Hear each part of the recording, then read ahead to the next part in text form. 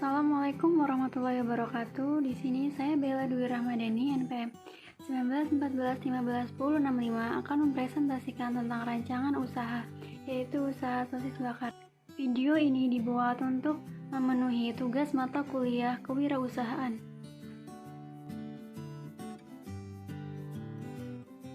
Pokok bahasan yang akan saya bahas yaitu yang pertama, latar belakang usaha, yang kedua, proses pembuatan, yang ketiga yaitu estimasi modal dan laba, dan yang terakhir yaitu strategi pemasaran.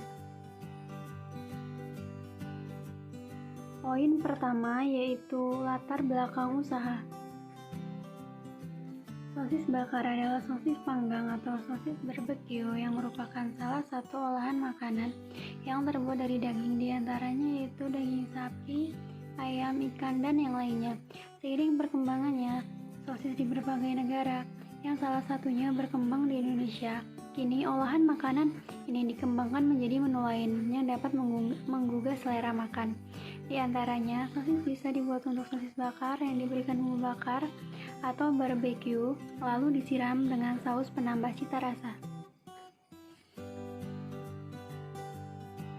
Yaitu alasan saya untuk memilih usaha ini, yaitu yang pertama, saat ini sosis sangat populer di semua kalangan, baik untuk anak-anak maupun orang dewasa, sehingga sosis memiliki banyak sekali peminat. Yang kedua yaitu sosis memiliki cita rasa yang khas dan enak. Sosis ini juga mempunyai gizi baik untuk tubuh. Dan yang terakhir yaitu usaha ini dapat dilakukan dengan praktis, di mana bahan untuk membuat sosis ini dapat dijumpai di toko maupun pasar tradisional terdekat. Varian sosis bakar yang akan dijual yaitu yang pertama, sosis bakar pedas, yang kedua sosis bakar mayones, dan yang terakhir yaitu sosis bakar keju. Yang kedua yaitu proses pembuatannya. Alat dan bahan. Bahan yang digunakan dalam pembuatan sosis bakar yaitu yang pertama, sosis sapi atau ayam dengan ukuran kecil, yang kedua, saus teriyaki, yang ketiga, kecap manis, yang keempat, margarin, yang kelima, lada bubuk, yang keenam, saus pedas, yang ketujuh, mayonaise, dan yang terakhir yaitu keju. Sedangkan alat yang digunakan untuk pembuatan sosis bakar yaitu alat pemanggang, tusuk sate, kuas, wadah, botol saus, dan mayonaise. Selanjutnya yaitu cara pembuatannya. Cara pembuatannya yaitu yang pertama, kupas sosis dahulu agar bersih dari plastik. Setelah itu, semua sosisnya ditusuk dengan tusukan sate. Yang kedua, kerat sosisnya supaya nanti bumbunya meresap dan matang merata. Yang ketiga yaitu kemudian siapkan bumbu olesan dengan mencampurkan kecap, saus teriyaki, dan lada bubuk ke dalam wadah. Yang keempat yaitu setelah itu oleskan margarin pada sosis, dan setelah itu sosis dibakar dengan alat pemanggang. Yang kelima yaitu bakar sosis sampai setengah matang, kemudian olesi dengan bumbu dan masak sampai berubah warna serta benar-benar matang. Dan yang terakhir yaitu setelah matang tambahkan topping sesuai yang diinginkan, seperti saus pedas, mayonaise, dan keju. Poin ketiga yaitu estimasi modal dan laba. Estimasi modal.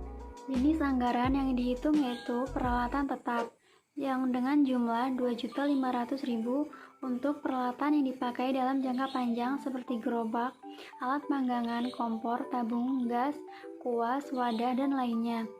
Yang kedua yaitu belanja bahan, jumlahnya yaitu 2 juta rupiah, digunakan untuk membeli bahan-bahan yang dipakai untuk mengolah sosis bakar setiap bulan seperti sosis, saus, margarin, keju, mayonaise, lada bubuk, saus teriyaki, dan yang lainnya.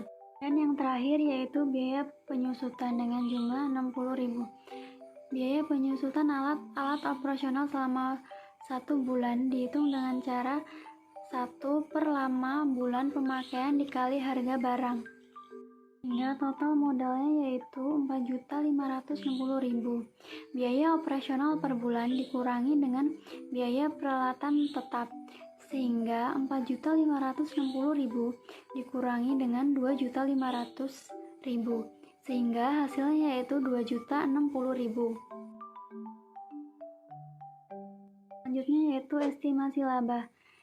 Estimasi pendapatan per bulan, di mana dalam satu porsi sosis bakar dijual dengan harga Rp5.000, yang dimana jika satu hari laku dalam jumlah 25 porsi, maka 25 porsi dikalikan dengan 5.000, yaitu 125.000.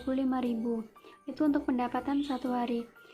Untuk pendapatan sebulan yaitu 125.000 dikalikan 30 hari, yaitu 3.750.000.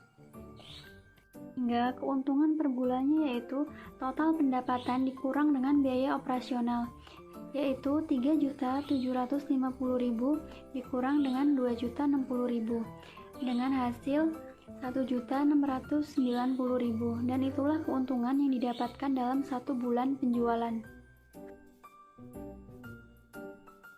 Keempat yaitu strategi pemasaran.